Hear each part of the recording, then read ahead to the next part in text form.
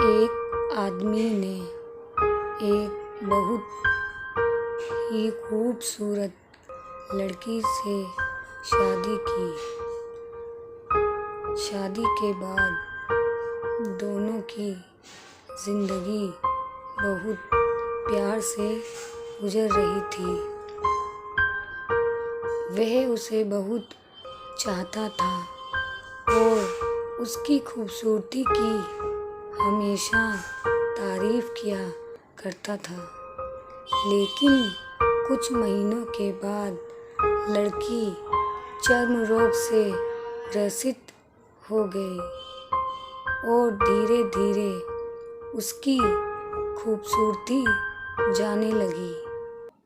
खुद को इस तरह देख उसके मन में डर समाने लगा कि यदि वह बदसूरत हो गई तो उसका पति उससे नफ़रत करने लगेगा और वह उसकी नफ़रत बर्दाश्त नहीं कर पाएगी।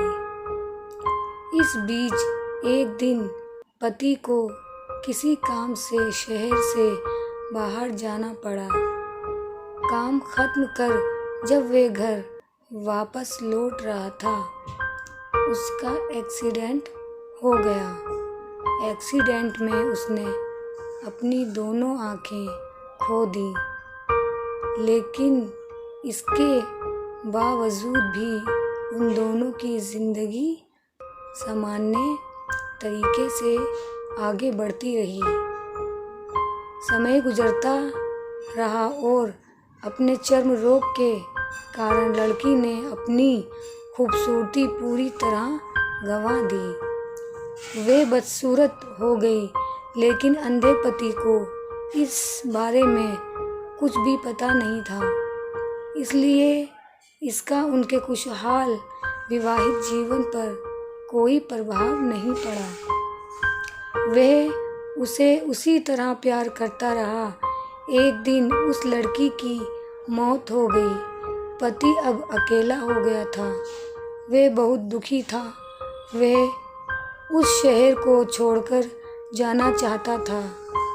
उसने अंतिम संस्कार की सारी क्रियाविधि पूर्ण की और शहर छोड़कर जाने लगा।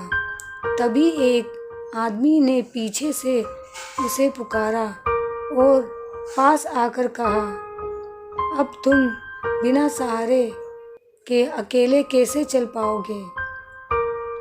इतने साल तो तुम्हारी पत्नी तुम्हारी मदद किया करती थी।